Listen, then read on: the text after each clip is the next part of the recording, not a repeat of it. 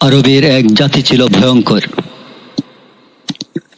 এক সময় আরব উপত্যকার উত্তরে গড়ে উঠেছিল এক সমৃদ্ধশালী জাতি, যার নাম সামুদ জাতি।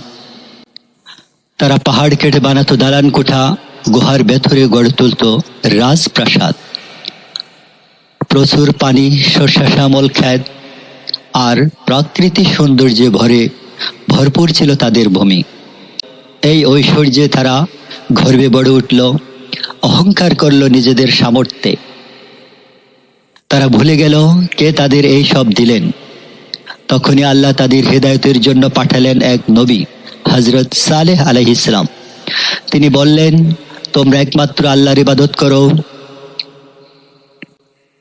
তিনি তোমাদের সৃষ্টি করেছেন এবং রিজিক দিয়েছেন। কিন্তু তারা বলল, তুমি তো আমাদের মতোই একজন মানুষ।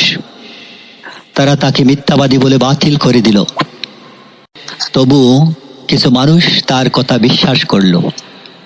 অন্যরা বলল, তুমি যদি সত্যিকারের নবী হও তাহলে কোনো নিদর্শন দেখাও।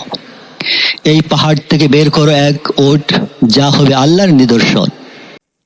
আল্লাহ চাইলেন এবং তাদের চ্যালেঞ্জ কবুল করলেন। হঠাৎ পাহাড় পেটে বেরিয়ে এলো এক বিশাল উটনী, দর্শনেই যা অলৌকিক স্পষ্ট। সবাই থমকে গেল। তারা এমন কিছু কোনোদিন আর দেখেনি। হযরত সালেহ আলাইহিস সালাম বললেন, এই উটনীকে কেউ কষ্ট দিও না। একদিন তোমাদের পানি আর একদিন এই উটনীর। উটনী ছিল নিরীহ, কারো ক্ষতি করত না। তবুও কিছু দুষ্ট লোক একত্র হলো। তারা বলল, এই উটনীকে মেরে ফেলতে হবে। এক যুবক সাহস করে গিয়ে উটনীর পা কেটে দিল। উটনী চটপট করতে করতে মাটিতে লুটিয়ে পড়ল। তারা হাসতে হাসতে বলল, দেখো, কিছুই হলো না।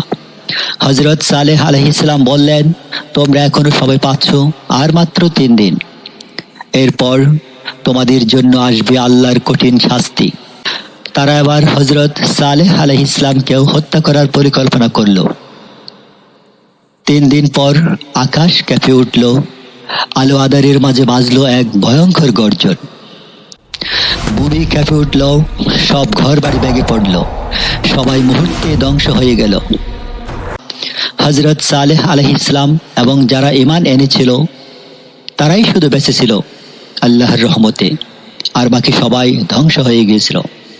এখান থেকে শিক্ষা, যারা আল্লাহর সৃষ্টির প্রতি কষ্ট দিবে, যারা আল্লাহর সৃষ্টিকে অবিশ্বাস করবে, যারা আল্লাহকে বিশ্বাস করবে, যারা আল্লাহর রিজিক থেকে আহরণ করার পরেও আল্লাহর রিজিকের প্রতি কৃতজ্ঞতা প্রকাশ করবে না, নিশ্চিত তাদের ধ্বংস অনিবার্য।